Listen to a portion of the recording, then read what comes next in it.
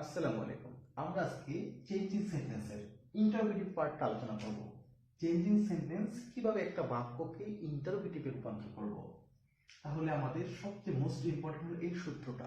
এই সূত্র দিয়ে আমরা করব। প্রথমে আমাদের অক্সিলারি ভার্ব হবে, তারপর সাবজেক্ট, তারপরে মেইন ভার্ব অর্থাৎ মূল ভার্ব, তারপরে বাকি অংশ, সর্বশেষ প্রশ্নবোধক চিহ্ন। এই আলোকে আমরা এই বাক্যগুলোকে ইন্টারোগেটিভে রূপান্তর করব। I have done the work. তাহলে এখানে একটু কথা আছে যে অক্সিলারি ভার্বের পরে কি হবে। তাহলে ফার্স্ট অফ অল আমার এই সূত্র অনুসারে অক্সিলারি ভার্ব, এখানে এটা সাবজেক্ট, এটা হলো অক্সিলারি ভার্ব, আর এটা হলো আমার মূল ভার্ব, আর দ্য ওয়ার্ডটা হলো এক্সটেনশন বাকি অংশ।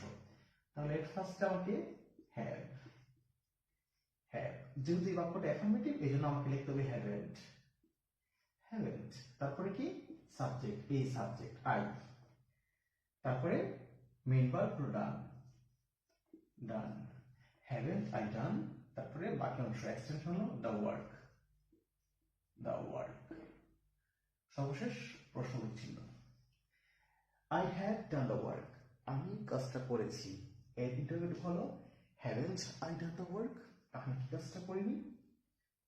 তাহলে এই হলো আমার একটা বাক্যের ইন্টারোগেটিভে রূপান্তর। Second, you are going to college, ঠিক একই সিস্টেমে আমার এখানে কিন্তু আমি যেহেতু বাক্যটা অ্যাফার্মেটিভ এই জন্য নট ইউজ করছি অক্সিলারি ভার্বের পরে। যদি বাক্যটা নেগেটিভ হতো তাহলে নট ইউজ করব না। তাহলে এটা দেখি আমরা, you are going to college, তাহলে ঠিক এখানে এটা অক্সিলারি ভার্ব আর, আর, আর, তারপরে ইউটা সাবজেক্ট আর ইউ। তাহলে আমাকে অবশ্যই যদি এটা অ্যাফার্মেটিভ বাক্য এখানে আমি ছোট্ট করে নট ইউজ করবো, aren't, aren't you going to college, প্রশ্ন চিহ্ন। ঠিক he is not a good boy, এখানে একটু ব্যবহার আছে, এখানে নট আছে। তাহলে এখানে আমাকে ইন্টারভিউ করার সময় নট ইউজ করতে হবে না। তাহলে এখানে is, is he a good boy. এখানে আরেকটা জিনিস নাই, এখানে ইজটাই মেইন ভার্ব, তাহলে অনলি ইজ ই সামনে চলে আসবে, is he a good boy. সে কি ভালো হলো।